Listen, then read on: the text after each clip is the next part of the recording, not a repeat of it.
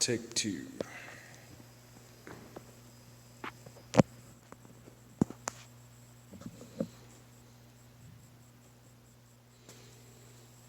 Okay, good morning, everybody, or afternoon, or whatever time it is in the day that you're looking at this. So, last week, we talked about the non-objective drawing, and that's what you all were working on. So this week, we're going to continue in that same vein.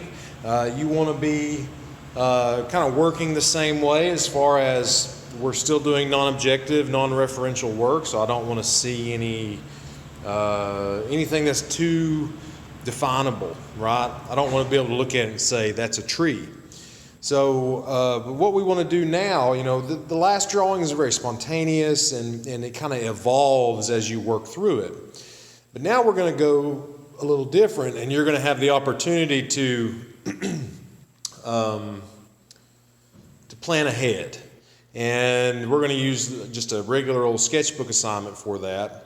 The assignment this week won't take as long, probably. I mean, really, you can spend as much time on it as you like, but a lot of you, or several of you, are pretty behind in your coursework. So this is going to be an opportunity for those of you that need to catch up. Again, like I said last week, there won't be any cushions, so whatever grades you get are the grades you get. So just be aware of that, and you need to be getting the work turned in. Now, so like I said, last week, we did the drawing. It evolved as you went through, and this week we're gonna do something called thumbnail sketches. Okay, so like if you go to Google and you do like a Google image search, all those little pictures that come up when you search for whatever you're searching for are called thumbnail images. And that's pretty much what we're going to make on our piece of paper. So number one, when you're drawing this, I don't want you to use a straight edge. I want you to do it by hand. I don't care if they're a little off or not entirely perfectly square, but we want to just take our pencil and we want to move our hand in a straight line and just lay down some lines to make a frame. So that's pretty much it. There's our thumbnail frame. All right, and we're going to do our drawing inside that. This is about the size of a playing card. I really don't want them any smaller than that because you'll have a hard time getting in any detail. And we have to make these bigger. Like eventually, next week, we're going to turn these into a larger drawing. So you need to make sure you've got enough space in here that you can actually work some details into it, because we actually have to transfer this up to a larger sheet of paper. So on the thumbnails, you're going to draw a frame like that. I don't want you to come through the paper and just draw a grid and grid the thing off. I want you to actually draw a frame. You should be able to get maybe 3 or 4 per page. I want them to be separated from one another, because if they're just stuck together, then they kind of tend to interact, and we want each of these to be a separate drawing.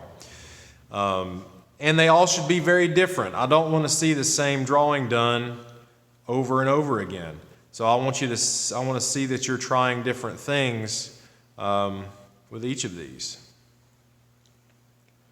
So as you're drawing, just come in and start laying things in. We're still considering those things that we talked about last week as far as layering, composition, those structures that we're building. Need to have that space built into it. These should be a little bit more structured. They should have a little bit more shapes built into them.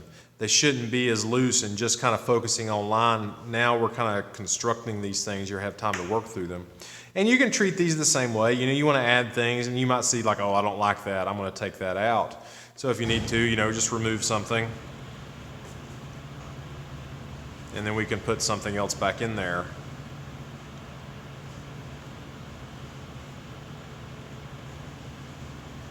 Okay, so this one's pretty simple. I really want them to go a bit further. I'm going kind of rather fast.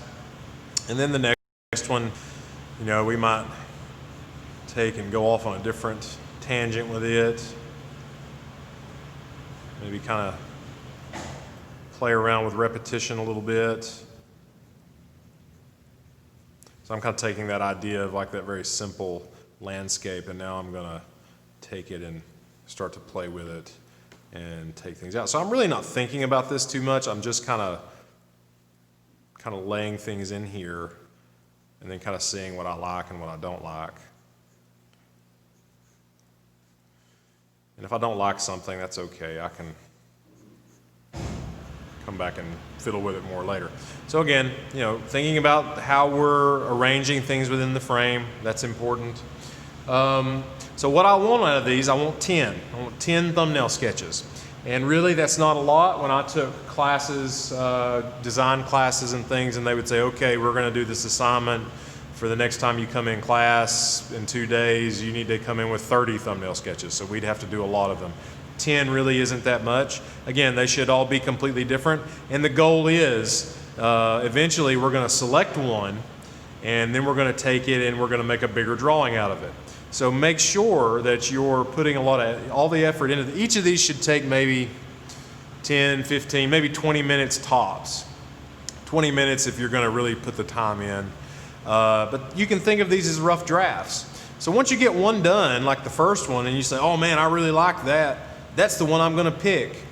That may be the one you pick, but I want you to try to top it with every drawing after that. So they should all be on the same level as far as caliber quality is concerned. Again, they should all be very different, but you should be able to come up with that many ideas pretty easily. And that is a minimum number. If you do the first couple and they're not quite working out all that well, and then you go on and you do a couple more and you're starting to get the hang of it, go ahead and add a couple more to that number. We only get better through practice and through repetition and just kind of repeating this, the same practices will make us a lot better in our coursework. So anyway, before I get to rambling on too much here, I got a couple of examples. This is from an Art 1 student.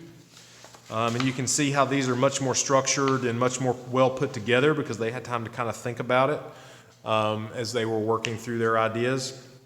And they're dynamic compositions. They're all pretty strong. Some of them don't have quite as much space built in with layering as I would have liked, but for the most part, this student did a really nice job with her designs. Here's one that I did.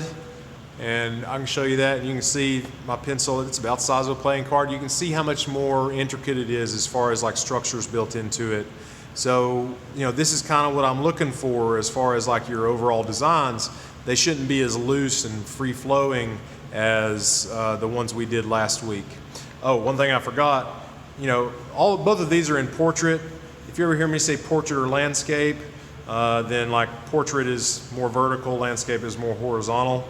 And you can do these in either way. They don't necessarily have to be one or the other.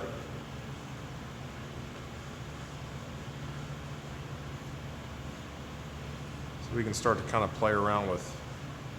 And that doesn't mean they have to be like geometric, these drawings. You can still be kind of more organic with your lines, more curvilinear, that sort of thing. But it's up to you how you want to include or turn the page, how you want to orient the paper for these drawings. Here's another one that I did. This one's a bit larger because it's inked, and I wanted to have a little bit more space with it.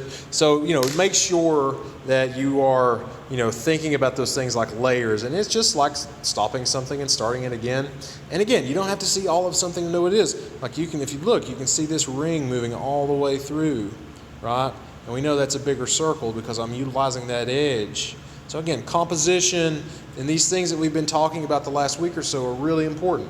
This is going to offer you the opportunity to kind of work ahead and have something ready to go that you're just going to transfer up. And on that next drawing, we're going to incorporate color. But in your sketches, I just want you to maybe think about adding some shading because I'm going to go over color a little bit when we get to that project next week. So, and I've got a few more examples of student thumbnails. These are referential. They're more abstract, but they are referential. I really like that one. I've always enjoyed that one. That's why I kept this. But you can kind of see they're a little bit different. So you can think about that. Let's see. I got Here's one from one of my more advanced students a couple years ago. Now these got a little small. Like these are only about 2 inches by maybe 1.5 inches, and really I want at least like 3 by maybe 2.5 inches or something like that. So, make sure you're making these big enough that you can actually build some space into them. That's pretty much all I can think of. Just make sure you get all of them done. That's what I'm going to look for. If you have a smaller sketchbook, you may only be able to get a couple per page. I've just got some printer paper here. A pack of printer paper at Walmart, a cheap pack is like $2, $2 or $3. So if you just want a ready supply of paper and not have to use your sketchbook for everything, then it might be a good investment to just go ahead and get you a pack of printer paper. That's up to you. I'm not requiring y'all to do that, but I know a few of you have rather small sketchbooks, and really you need some larger sheets of paper to work on for some of these things. But we'll make do with what we've got to work with, but that's where we're at. But anyway, I hope you all are doing well. If you have any questions or need some help, feel free to email me, and hope y'all have a good week. Bye.